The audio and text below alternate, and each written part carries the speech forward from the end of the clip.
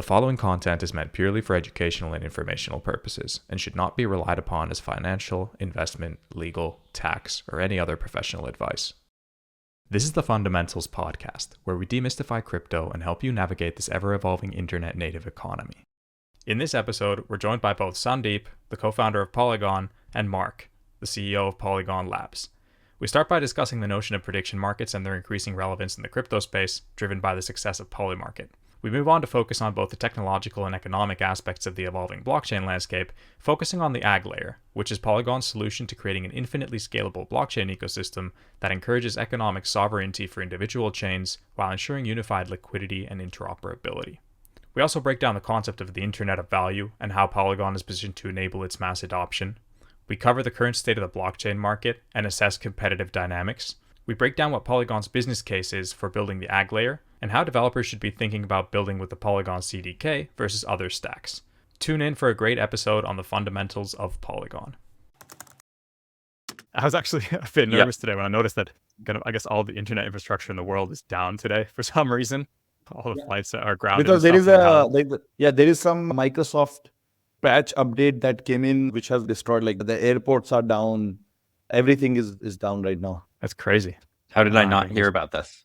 People are posting like those hand-signed airplane tickets and all that because the softwares are not working.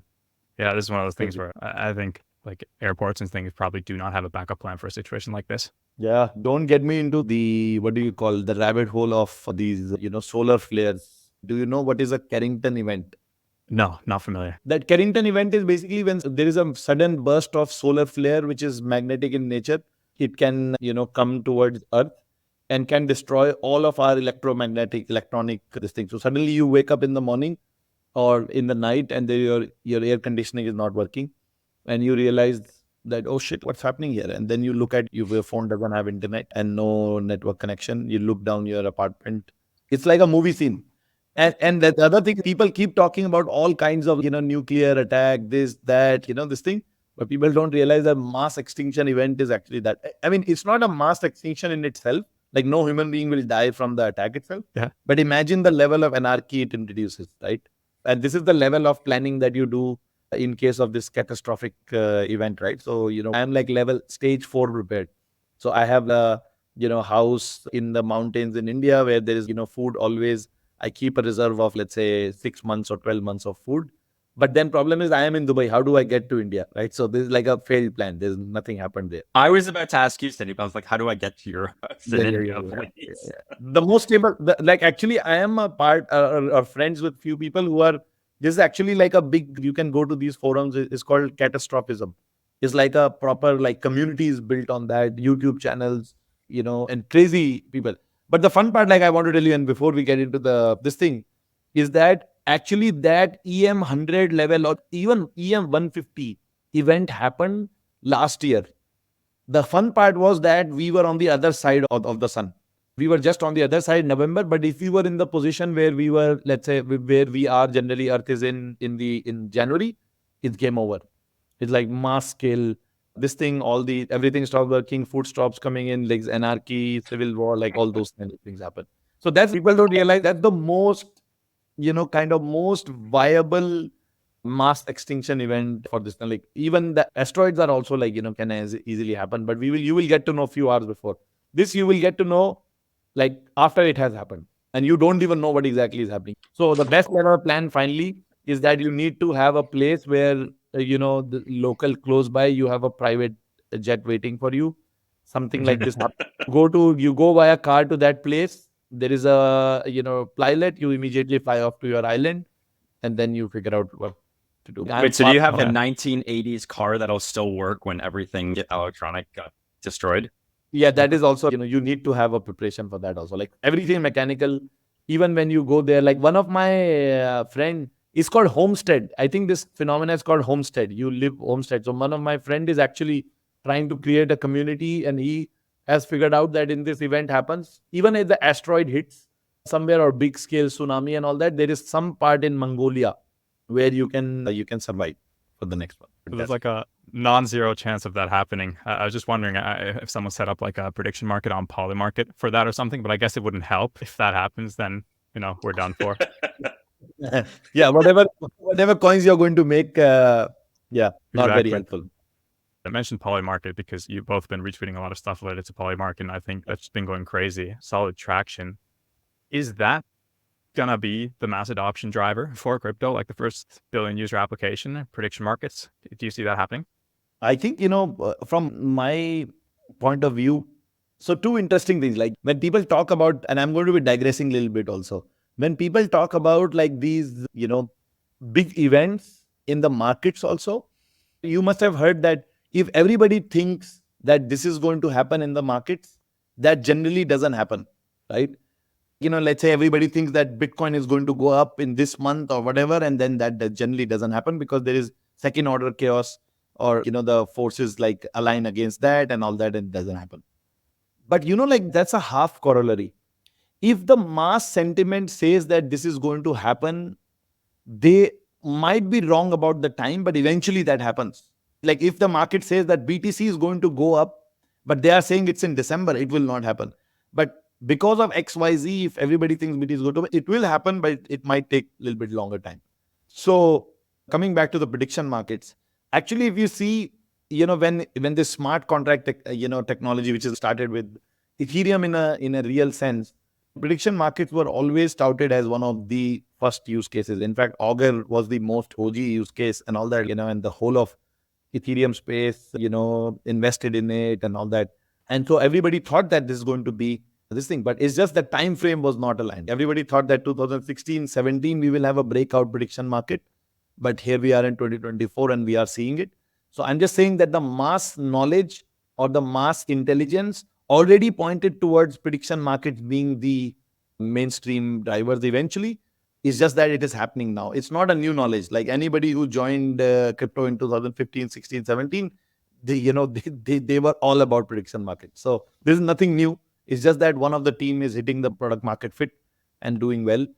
And that's the good thing. And obviously, we are extremely happy that application is on Polygon POS chain.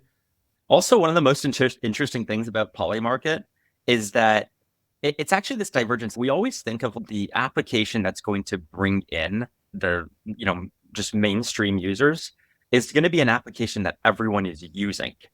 But the interesting thing about Polymarket, right, is that there's a lot of people who are obviously like taking positions on Polymarket. But when you actually look at what's going mainstream, it's actually use of the result from people doing that, right? It's like everyone talking about what is the outcome of a market and where it stands right now. And so the interesting thing about this, right, is that in a way, it's actually like slowly causing people to learn more about crypto, learn more about, prediction markets in general, learn more about prediction markets in crypto and why they're different than elsewhere, all without actually using an application in crypto at all. They're just using the benefits of a crypto application. And so the super cool thing here, right, is we've actually struggled to find use cases in crypto that actually, let's call it like benefit the world. And this is something that like Shane like fundamentally believes in, right? Like he fundamentally believes that there is no better way to get information, accurate information, than through a prediction market, which I think is right. And now we're seeing basically the world saying, yes, this is the best way to actually get that. And so I think it's a really interesting way to go mainstream through crypto with a really useful use case that is helping everyone, that eventually will end up actually bringing more people into crypto, either directly through like people also wanting to participate in that prediction market or elsewhere. Yeah, it's definitely exciting to follow the traction that Polymarket is gaining. I think one thing that I've been paying attention to is that when you think of new apps in the crypto ecosystem nowadays, it feels like the go-to-market is launch in as many ecosystems on as many chains as possible. But someone asked a great question, I think, Sandeep, to you on your tweet about Polymarket, which was, why is Polymarket still only on Polygon? And I thought you had a great answer. So I was wondering if you could kind of share that here as well, that why do you think they haven't started fragmenting like every other app seems to be doing right now? Yeah, I mean, I responded with that. I have always said that the teams that need multi-chain deployments, they are the teams that are still trying to figure out product market fit. Unless, let's say, they are like very financial apps. Right? I should have added that also, that, they are very financial apps and they're like, whatever liquidity is available wherever, let me, kind of be present there. It's like you having a Manhattan store and then, you open some small stores in small, these things where people cannot reach. But those small stores are open because, it's convenient for other people to, basically go and buy from the local store instead of coming to Manhattan every time, right? But I think in blockchains, because those small stores, the accessibility, you can access, anybody from across the globe can access that application. So that local store and main store, terminology doesn't work out that well. But still, you can argue that some financial applications might need multi-chain deployment, but the use case for that is very minimal. But largely, any application that has product market fit and people want to use that application, whoever wants to use that application, they will go to wherever that application is hosted. And that is why, if you see, the Polygon's thesis has also very heavily moved in the direction of app chain thesis. We firmly believe that the world is not going to be, the blockchain or this trustless Web3 is not going to be built in the form that you have mass scale execution environments. Like, execution environment mean these blockchains which are processing 10 or hundreds of thousands of transactions per second. Instead of that, this is going to go into few hotspots and few settlement layers. That's why, this L1, L2 debate is like very, like, now whoever is watching this space evolve from the basement, from the ground zero, not at some VC or analytical level, they will understand that the world is moving towards a place where applications will have their own trust-free environments. I just call them, these chains, not even like chains, I just call them trustless servers. If you want to go fancy, call them trustless execution environments. Not necessarily decentralized, but they are trustless execution environments. And you will have these trustless execution environments and few settlement layers in between, like, not even layers, one settlement layer, which in my belief is today is Ethereum. Only, competitor to that, to Ethereum, because you need extreme level of decentralization, censorship resistance, and so many other things on the base protocol level, that only Bitcoin has bigger capabilities than Ethereum on that. I don't think any other layer, quote unquote, layer one, right? And that's why, like, people misunderstand this all again. They're like, okay, I don't believe in other layer ones and all that. I'm not saying that. I'm saying that most of the other layer ones, they are trying to become execution environments, and that's a completely different ball game. When I'm saying L1, for me, I mean to say it is a settlement layer. And on settlement layer, there's going to be one or two main settlement layers. Rest all, you will have these execution hotspots. And, the jury is still out. I am still not sure that shared execution hotspots like Solana would be required in the longer run, or like Solana, a Monad, and all these other kind of mass, like I call them, like large scale execution, single execution state machines. Will they be the norm, or something like, few of these hotspots and then rest app chains? There's no way that the world is like this. Web3 is growing without app chains. So, but all I'm debating right now is that, is it going to be a place where 10% of these executions are going to happen in execution hotspots, these high execution, high throughput chains where some shared applications are existing, or 100% of this load is going to be distributed across these app chains, whereas some of those app chains themselves are going to be those execution hotspots. So, for example, there is a DEX, which is an app chain, and that app chain, if anybody needs liquidity, and you have an architecture like Polygon, AggLayer, or somebody else builds, like that's why I keep saying, and if you ask like any researchers or anybody who's looking at the blockchain infrastructure very closely, they will tell you that it feels like, when you look deeply, it feels like something like AggLayer will be the end game, not like these individual environments. So I'm saying, like, the viable version, the more viable version, what I feel, obviously I'm biased, is that, you will have something like AggLayer, which is, providing this unified liquidity, and then hundreds and hundreds of millions of these execution environments, some of them like becoming big liquidity hotspots like NASDAQs of the world and all that, which is, Uniswaps of the world and all that, which are doing extreme amount of throughput in one shot, or some other DEXs, some other, like, for example, Aave has talked about like launching an Aave chain and all that. And then, hundreds and hundreds of app chains. I'm still not sure that whether we will still have few shared chains also where multiple blockchains are deployed. Maybe there will be some, and there'll definitely be few use cases, but I think largely that's where the world is going. App chains connected with some unified liquidity. Lots of known unknowns there, but I think that's some really valuable context to understand your thinking. And I just wanted to say thank you to both of you for joining me on the Fundamentals podcast today, because I feel like we think of fundamentals and Polygon, that's a pretty good match. Because if we think of the last year or two, there's lots of narratives and speculations in this space that sometimes overshadow projects that are really just building and focusing on fundamentals. And I feel that might have been the case every now and then for Polygon. But now I feel, again, that the narrative, you guys are kind of pushed through it, and all of a sudden people are starting to pay attention again.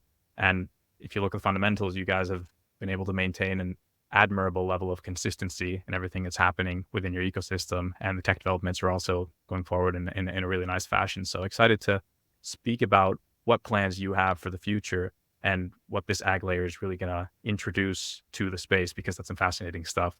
And I think that what you kind of alluded to there, Sandeep, with that introduction about how you feel the space could be shaping out, I think that plays into my understanding of the vision of building the value layer of the internet, which was in the blog post around Polygon 2.0, right? And I thought a good place to preface a more in-depth discussion around AggLayer and everything that's going on would be, what really is this concept in both of your minds of the value layer of the internet, and why is it such an important step for all of crypto?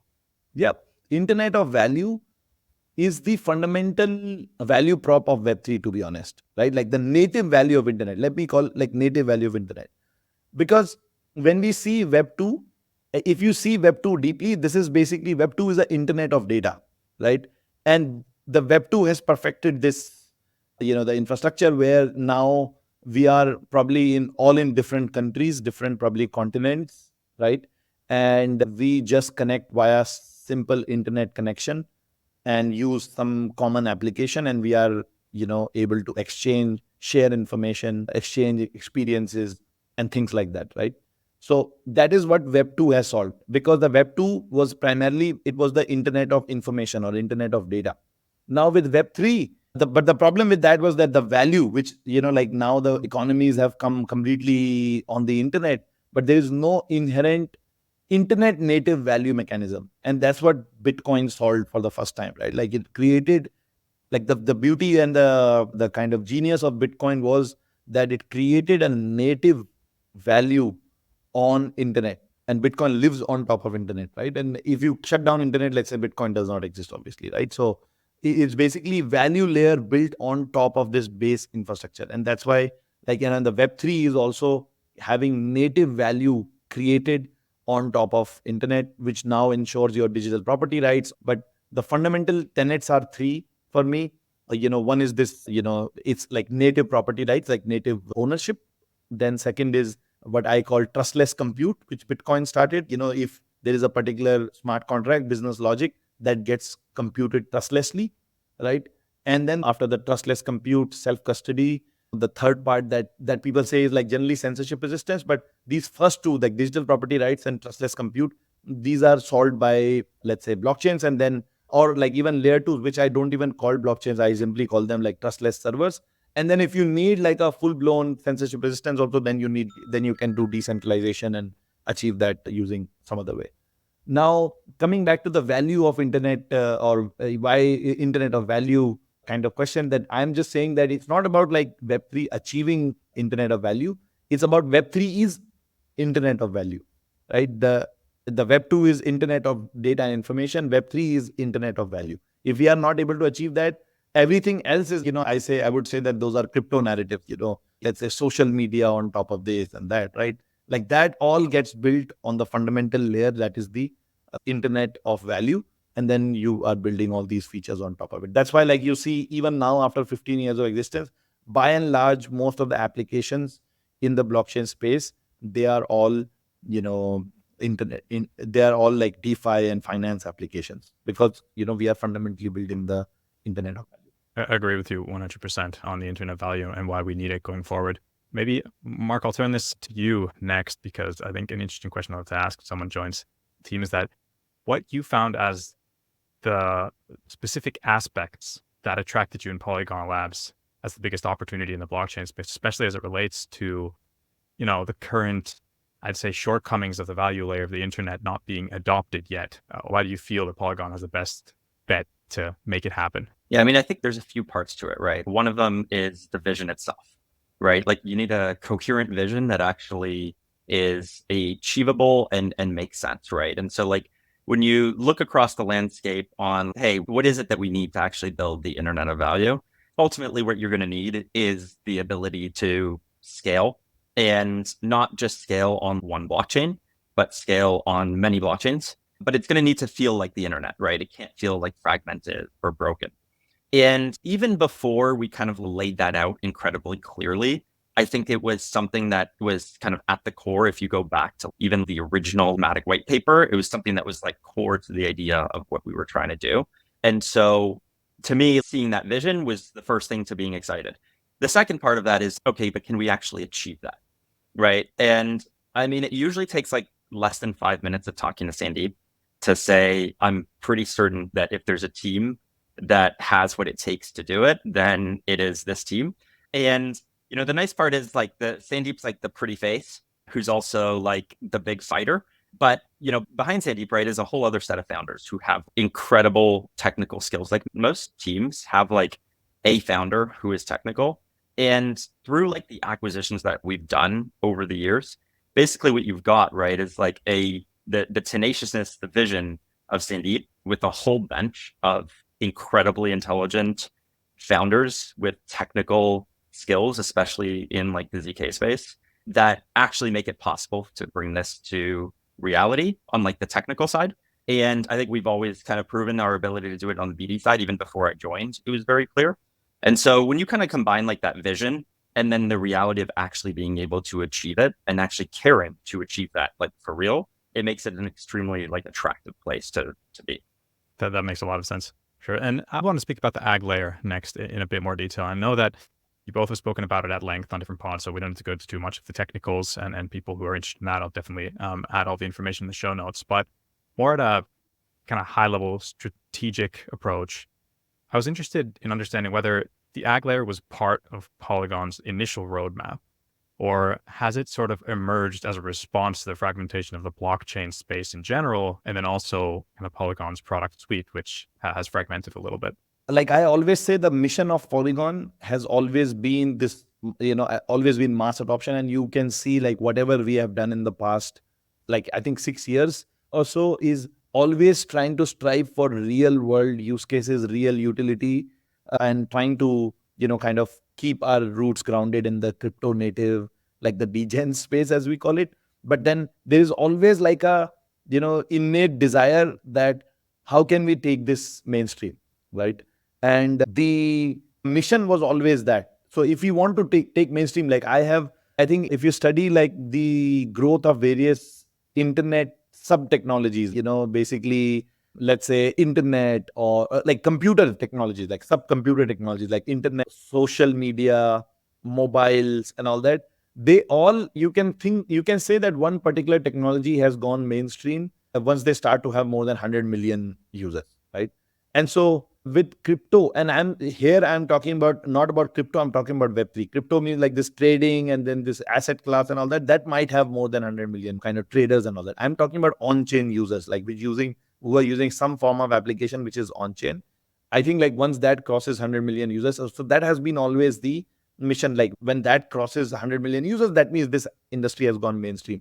So for that, it has been always very clear in our mind. I just argued about, in 10 minutes ago that, that how we see is that, the world is going to grow is there's something like this blockchain of blockchains, like this Polygon AggLayer or aggregated architecture, something.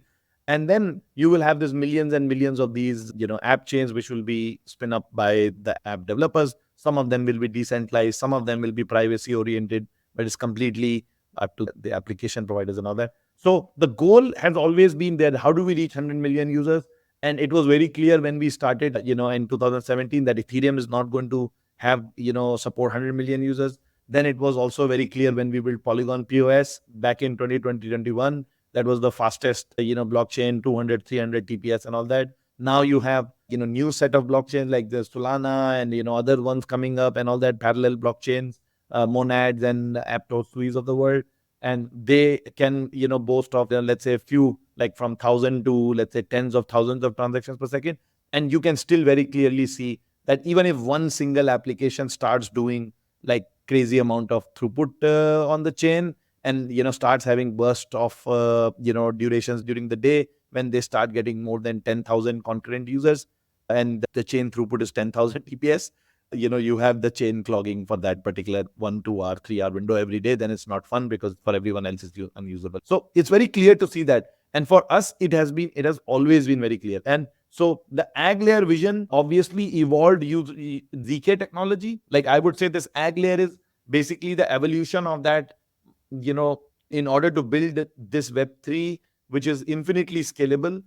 Previously the design was different. The design was more of a, staked chains. Like there will be still multiple chains. And this is a part of like our original white paper, Matic Network white paper back in 2017, that there will be multiple chains and, that's where the actual scalability will come.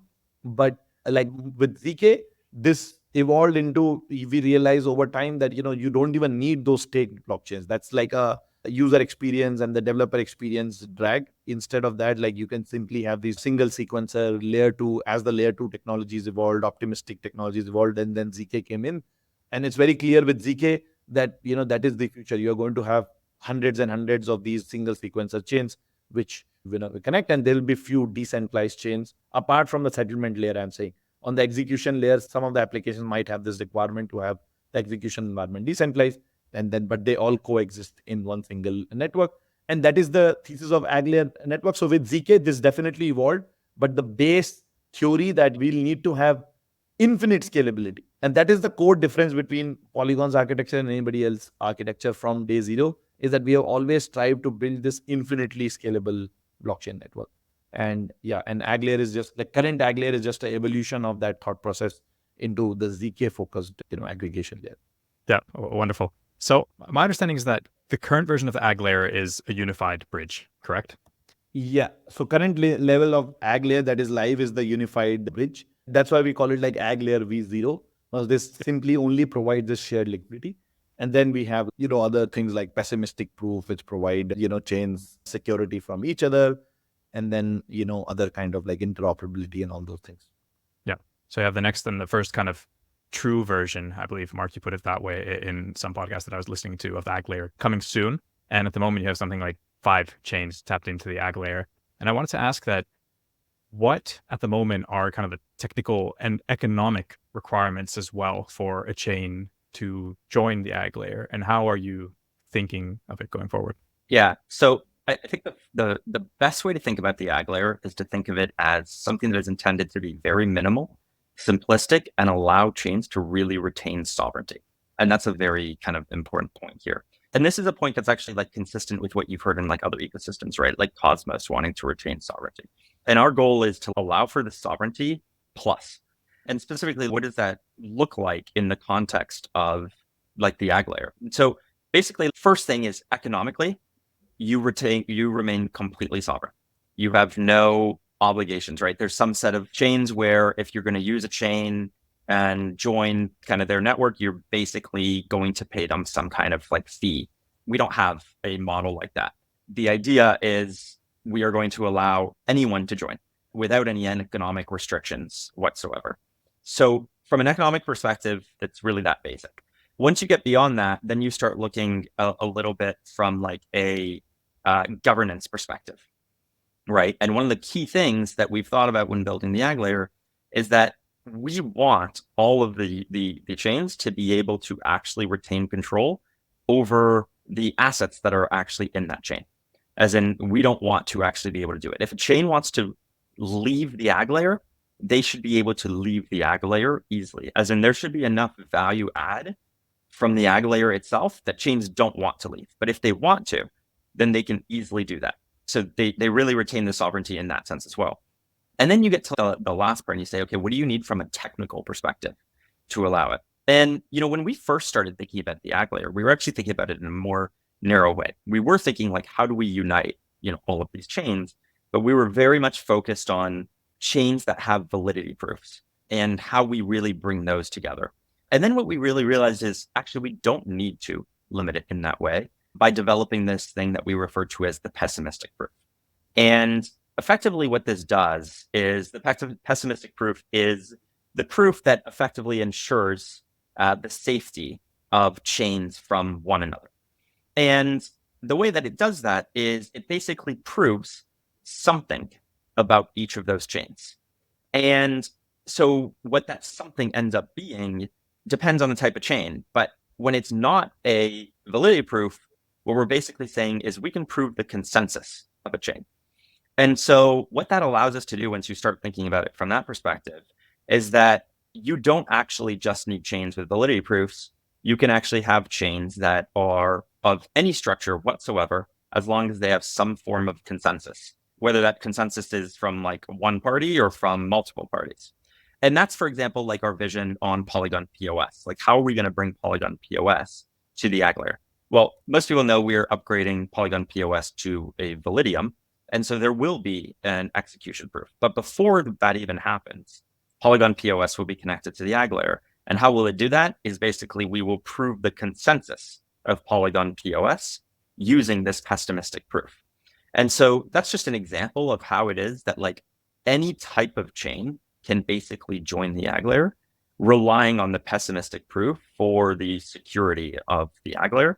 And so we really actually have no like technical limitations on the type of chains that can end up joining. I think the maintaining economic sovereignty from a chain's perspective is a really interesting one, especially in the competitive landscape today.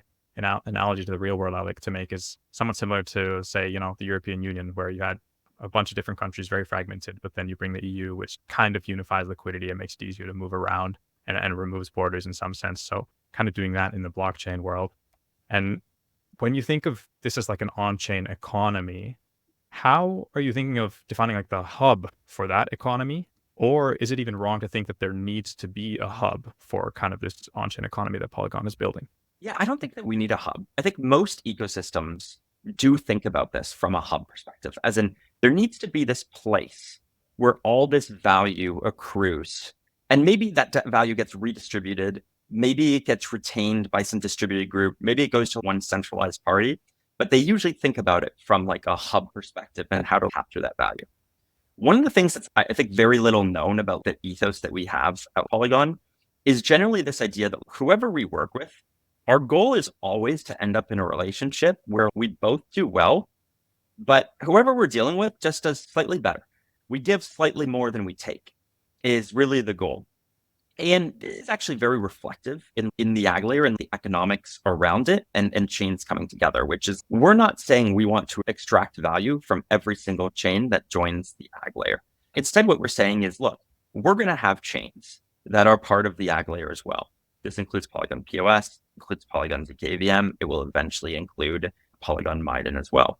We have the ability to simply grow with everyone else and grow that pie. And if you think of the AggLayer pie just getting bigger and bigger, what you would expect is that Polygon POS, once it's connected, and Polygon zkVM will continue to become a smaller and smaller part of that pie. But if you think about it as compared to Polygon POS and Polygon zkVM being in its own world and growing alone over there, the size of the Polygon POS and Polygon zkVM slice of that pie is going to be much bigger than if they own the entire pie kind of on their own. And so that's kind of how we think about it is, hey, let's bring everyone in. Everyone is going to grow and each will create their own economic value. And the more economic value that's created as between all of them, the better it is for everyone, including Polygon POS and Polygon zkVM and eventually Polygon Maiden. Got it. So right now we're thinking of something like the immutable zkVM powered by Polygon, which is going crazy, showing incredible traction. From Polygon's perspective, there is nothing wrong with something like immutable growing to be bigger than the Polygon POS or zkVM chain, right? You just want to build out the ecosystem and you just want lots of chains that all succeed, and you don't necessarily need to think of how you capture value to any sort of hub. Yep. I mean, so that's the goal. We want Polygon or all the technology built by the Polygon ecosystem, like some part of it, becomes the part of this actual like end state stack, for the Web3. And that means that, unlike many of the other blockchains, right? Previously, I think recently there have been few changes, but previously, I think Ethereum also, always had this philosophy of subtraction that, give the opportunity out more to the people building in the ecosystem and all that. And then that's why like Ethereum is flourishing nowadays when there is like some part of the community is, more and more thinking about, having a lot of things like enshrined and things like that. So those kind of things are there. And, we have learned from the Ethereum ecosystem only that, if you try to and most of the other infrastructure protocol want to capture all the value, right? Whereas we are not interested in that. We just want to build a small part of the entire architecture. We want to build that small part, and that part can be used by other things. So it should have some value in the future for the community. But the point being that if we try to capture all of that value inside one protocol itself, this is just not possible. And the free market forces or capitalistic forces also do not allow, if anybody is trying to do that also in the longer run. So that's why that thought process is very clear in our mind, that we want to work with Polygon ecosystem partners who do these vertical specific, let's say, growths like gaming, and same thing for various other deepins and all these other things, like various other kind of sectors. We want to partner with more and more teams, and if somebody is building something in for a particular vertical, they should reach out to us. We are more than happy to support them. But at Polygon, we want to build the core service, that is the AggLayer service, and then give out the value on all the other fronts to everyone else. Our focus is to build the base AggLayer and provide that small service in the ecosystem. Although when I say small service, like at the scale of millions of blockchain, that will also be a huge service, but it's like a TCP/IP level service. But the point is the value or the kind of the fees taken for each proof and all that from each of the chains, whenever they use, it's pay per use, by the way. It doesn't even charge you a fixed sequencer fees or anything like that. Like it's a pay per use. And that value is so significantly small per chain, like it's like less than 0.01% of whatever that chain would be making if they want faster interoperability. I think that is the philosophy around AggLayer. It's very free markets, capitalistic in nature in that sense. Like people can come and use it to build stuff and then grow and capture all the value, while AggLayer becomes an important component of that service and provide them interoperability and unified liquidity. That makes sense. And I think I've understood that your goal towards the end of the year is to have 50 chains be part of the AggLayer. And I was wondering that as a kind of percentage share, how many of those do you think will already be existing chains that move to build powered by Polygon? And how many will be completely novel chains launched using the CDK? I can say that probably like 90 to 95% of them would be, by numbers, I would say, they would be like new chains. And then 10-20% will be, the existing chains. By value, maybe, I'm not sure, maybe some big chains join the AggLayer and then they start transacting more value. But roughly like that's what I feel is the distribution. Maybe Marc, if you have any different opinion on this. No, I agree. I mean, I think the interesting thing is going to be, right, like initially existing chains. There's a group of them that say, okay, I see the vision. I want to be part of this right away, right? And there's another group that says like either we feel competitive or things are good enough over here, we're not going to. And that's the reason why I think you're going to see like most of this being new chains. And I think what's going to happen though is that, if you think of, 10%, 50, you're talking about like 5 kind of existing chains. I think what you see right in next year, right, in 2025, is what you see is as the AggLayer grows more and more, and these existing chains that do join start benefiting from it. I think what you start seeing is like more and more existing chains that say, I want to be part of it too. Now, the reality, if you believe as we do, that, the space is going to grow incredibly fast and new chains are, then I think new existing chains will always remain a small percentage, just because we're so early in the space in terms of actually development of new chains. But I think the number of chains is going to of like existing chains that connect to the AggLayer is just going to continue to grow every year as folks see the benefit of it.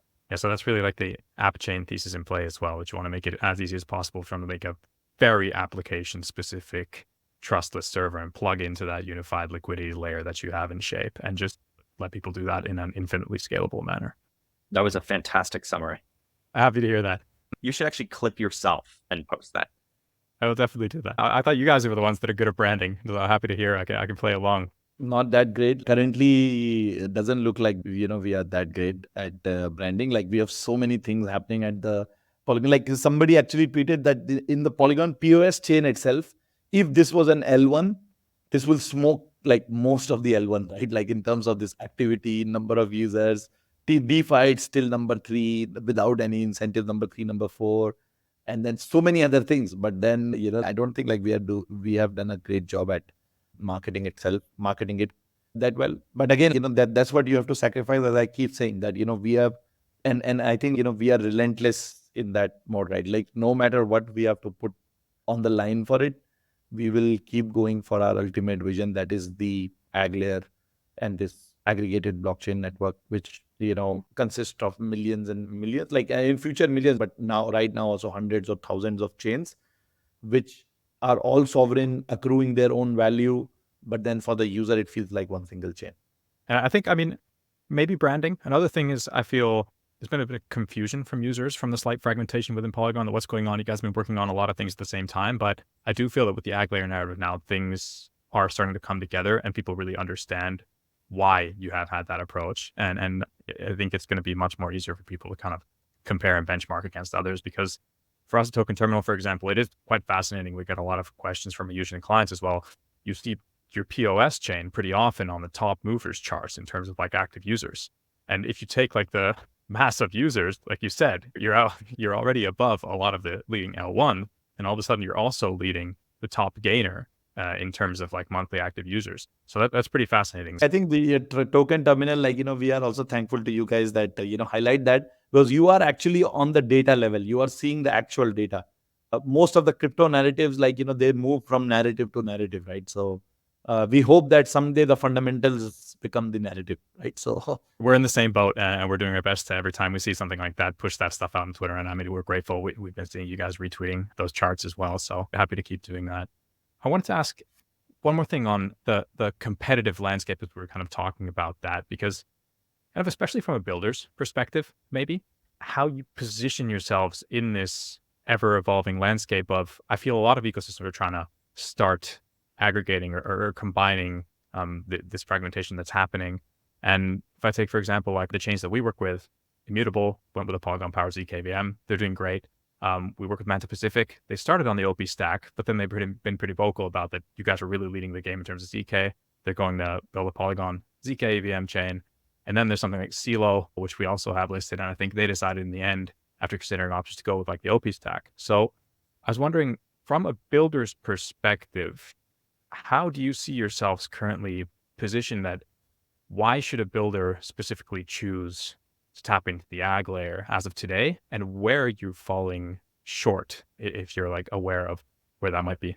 Yeah, so I think one is that the AggLayer, for example, is not specific to CDK chains itself. Like this, it can connect, over in future, for example, to other stacks also. So that's one part. So in terms of the competitive landscape, you're saying that we want to work with the OP stack, Arbitrum, Orbit chains and all that in future whenever that functionalities are available. So that's one part. Second is, where is it falling short? I think this would be the answer itself, because it's still very early days for the AggLayer. That, as I said, that, our goal for building AggLayer is basically build it as neutral as possible, right? And that neutrality will come from the stacks also. We should be able to say that, hey, we don't care which stack, what version, what consensus, what client you are using for launching the chain, the AggLayer service is available to you too. So I think that is the part, if you ask me, like, where we right now fall short, because right now those functionalities are not available. Otherwise, when we are speaking to the builders, and then whenever they are also evaluating, they find it as one of the most interesting kind of stacks. Obviously, because this is ZK. One other part, like, where we fall short is this is ZK. And as we all know, like, ZK is the future, but ZK is also hard. So it's like having an optimistic chain stood up is like a very small, kind of exercise, right? You just spin up a get chain and there is a smart contract that you connect to, and that's all good.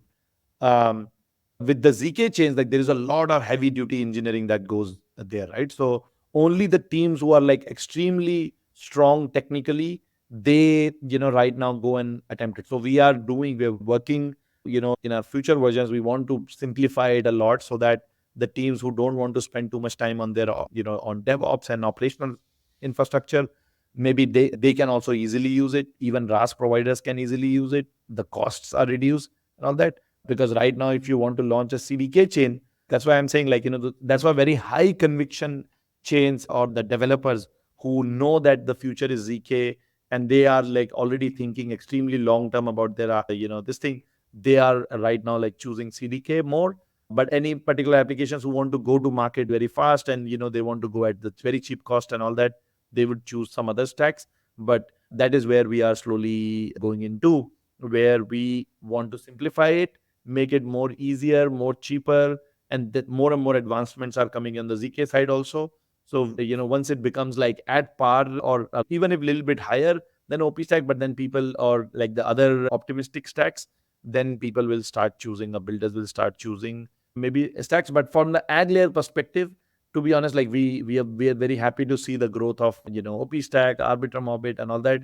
Once we start providing that, that functionality, we hope that some of these other chains will also like to plug into the AggLayer if they find it helpful. Yeah. And so to add to that, I think like one point that Sandeep said that I want to highlight, right, is like CDK is unlike OP-Stack and Orbit, where like that is the financial kind of incentive. That's where all the economics are tied.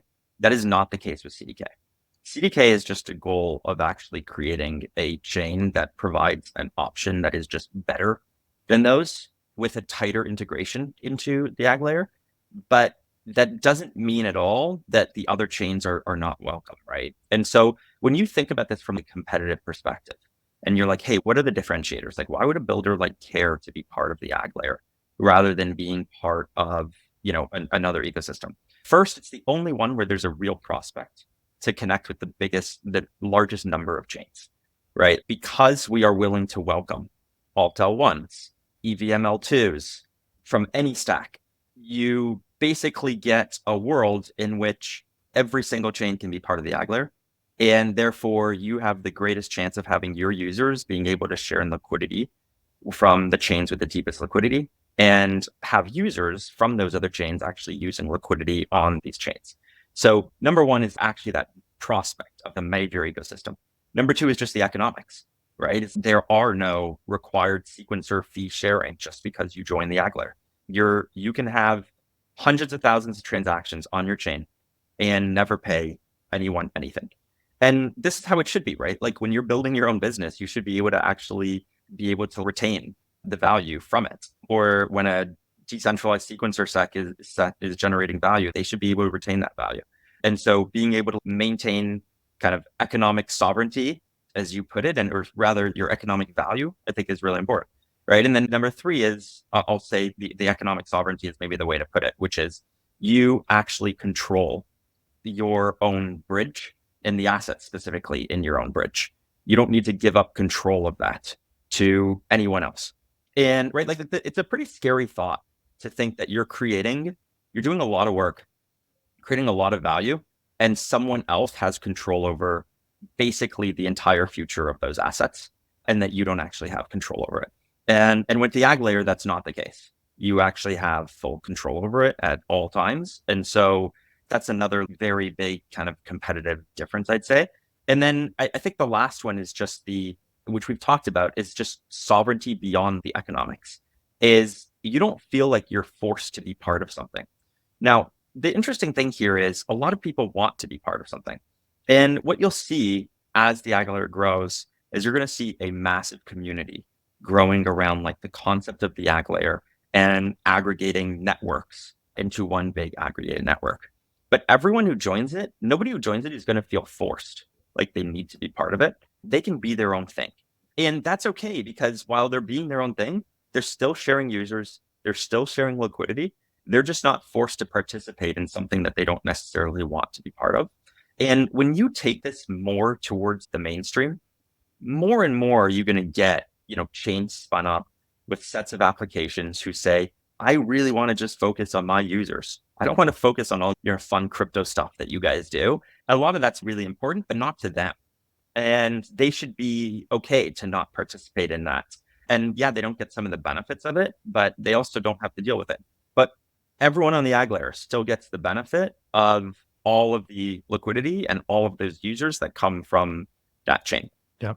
And I'm glad you guys answered that question in that perspective, like separating the AggLayer from the CDK, because I noticed that's how I should have framed the question as well, because that is the really interesting dynamic in terms of how you're approaching the market, is that there is no like really fierce, competitive or aggressive approach on that front.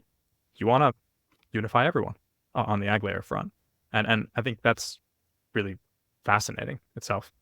Then just finally then building on that, what is the business case then for Polygon in building all of this? You don't want to aggressively capture value from anything. You've been pretty direct about that. You want to enable all of these chains to maintain economic sovereignty. So going forward, what is the value accrual or capture mechanism from Polygon's perspective? There's truly two parts to this. One of it is from the chain level. As we said, we expect Polygon POS, Polygon ZKVM, Polygon Maiden to get significantly bigger. And it's going to be smaller part of a pie, but it's going to get significantly bigger. And it's going to get significantly bigger in part because of the AggLayer and all of the benefits that come with it from all of the other chains, as will all the other chains. And so the value accrual that continues to exist, right, in POS right now, in ZK and Maiden, as you expect with any chain, remains like unchanged. The second part of that Sandeep touched on earlier is the AggLayer is not value extractive, but it is a capitalistic system, which basically says, hey, when you use this AggLayer, there is a certain amount of like fees that get paid. Now, these fees are very small, right? And the idea behind this is simply, there's a few parts to it. One is, one of the things you want to fix in the current ecosystem is we have cross-chain interactions today, right? They're not as secure as they could be, which the AggLayer fixes, and they're way more expensive than they need to be. We don't need to replicate a cross-chain system that is incredibly expensive because of the liquidity needs on both sides, because of the trust assumptions. We're removing those trust assumptions, and therefore the economics there are not necessary.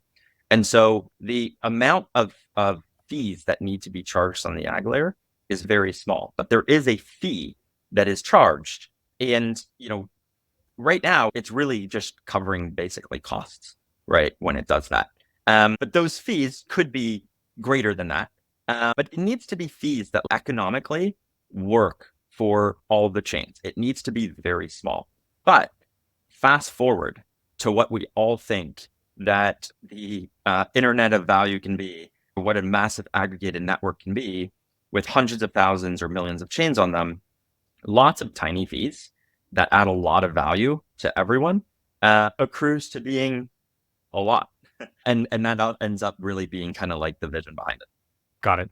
That is very clear. Yeah, I also want to why I say capitalistic in nature, for example, is that imagine you were buying a car, right? And having, what AggLayer is trying to be is AggLayer is trying to be a Uber service, right? You need to go from one place to another, or you want to deliver something from one place to another. You call the Uber, you pay for the fees, and then, the Uber fees and payment, whatever, and then you do your stuff. Instead of that, when you have your chain, and that's a different model, and who knows, in this Web3 world, the things will work differently, is that, it's like almost like you have your own car, but you have bought the car with somebody else's partnership, where somebody else owns X percentage of your car's ownership, right? So you have to pay whatever, whenever you are using the car, you have to pay X percentage. Or if this car is, let's say, more of a revenue making truck, let's say you bought a truck for your business, right? Like the sequencer or the having a chain is like a tool for you for growing your business, right? And imagine, that truck, whatever that truck is used for, you have to pay, or whatever that truck is generating as a revenue, you have to pay X percentage. So you have a joint ownership of that chain with, let's say, any particular third party. Whereas AggLayer assumes that, this is more like you have your own truck, but then let's say this is a service that you use. This is like a kind of the road service. You use the road, you pay the toll when you need to go faster from one place to another. You can go via a slower route and maybe fuel-wise costlier route. But if you want to go via a highway, you pay a small toll and then you go fast. And, and it's like overall, it's economically cheaper for you also. But you use it as many times you want to cross and go through the highway. Otherwise, for example, you are a chain, you want to post your proofs on the AggLayer every 6 hours. Great. You want to post your proof once in a week, and you pay like maybe in future, we don't know the pricing yet fully, but it will be like 1 cent to 5 cents or 10 cents per week. It completely depends on what your chain wants to do.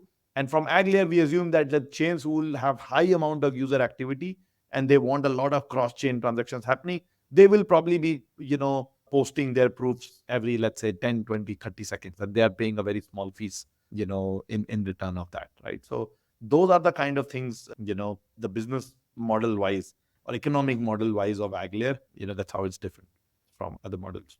Makes total sense. And I think like pulling together all the insights you walk through here, the approach you're taking is definitely the one that's needed to actually enable the usage of the value layer of the internet. Now we have the internet of value, but it's still a bit hard to use. And it feels like you're going to the direction where you really want to make it simple for anyone to onboard and just move around between these ecosystems. So that is amazing. Really appreciate both of your insights here and taking the time to join me to speak about fundamentals of what's going on over at Polygon. Thank you both. Really appreciate it. Yeah, thanks for having us. This was a lot of fun. Appreciate it. Thanks, Cool. That's great. Thanks for having us.